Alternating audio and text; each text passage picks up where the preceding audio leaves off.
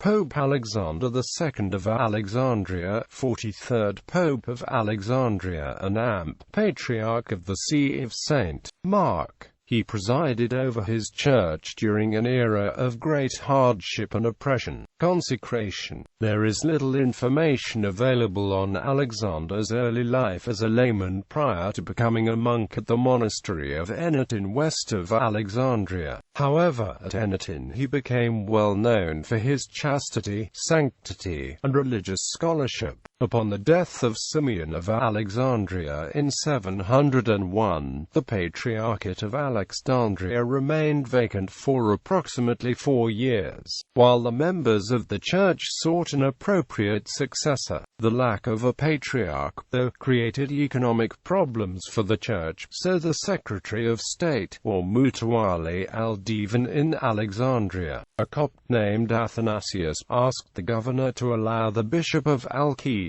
Anba Gregorius, to assume authority over the Church's finances until a new patriarch would be elected. The governor, Abd al-Malik, agreed, which allowed the selection of a patriarch to take top priority. Athanasius gathered together all the Coptic scribes, clergy, and bishops, and the group unanimously selected Alexander based on his sterling reputation. Alexander was then taken to Alexandria to be consecrated. Patriarchate. Alexander's patriarchate occurred under several Umayyad caliphs, whose positions on the Copts varied greatly. These included Abd al-Malik, al-Walid I, Sulayman ibn Abd al-Malik, Umar II, Yazid II, and Hisham ibn Abd al-Malik. This period included the siege of Constantinople, which had a serious economic impact on the economy of Egypt. The failure at Constantinople, coupled with the financial strains brought about by the Al-Zubair rebellion, made the caliphs look to Egypt as the closest source of funds from which to prop themselves up economically.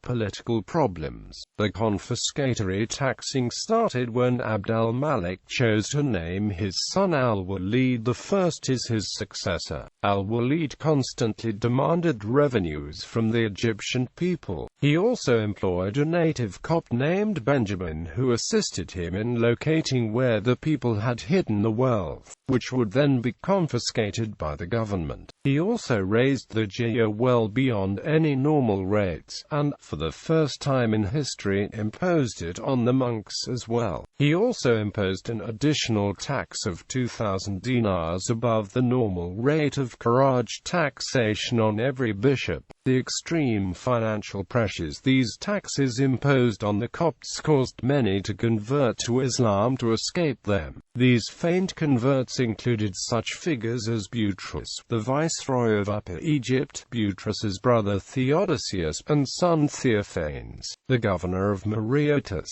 Al-Walid did not limit himself to taxing the Copts' finances, he also taxed the patients. He publicly reviled Jesus, and once, during a procession, he even spat in the face of an image of the Virgin Mary. When the Copts protested to the caliph about the level of taxation, he responded with more seizure of property and higher taxes. Such behavior continued under Al-Walid's successors. He went so far as to seize gold and silver utensils used in church services, and even several pillars and carved wood sculptures from the churches, and use them for profane purposes. Branding. Things improved, if only financially, for Alexander and the Copts under Umar II, but the accession of Yazid II after him made things even worse than they had been under Al-Walid. Yazid not only reinstated all the earlier taxes, he also ordered the destruction of all crosses and sacred images in churches. He also ordered all his subjects to wear a leaden identification badge around their necks, and required that all Copts who wished to engage in business activity have the mark of a lion branded on the hands. Anyone caught without the mark would have his hand cut off. This ongoing and escalating abuse of of the people by the government instilled a rebellious mood in the Copts, and several local revolts broke out against the government. When the government decided that Alexander, as Patriarch, must submit to being branded with the lion as well, he protested and asked that he be allowed to plead his case before the viceroy himself. Alexander was taken to Fustat with a special military bodyguard. However, when he arrived at the capital, the viceroy refused to see him, and Alexander was forced to remain in Fustat.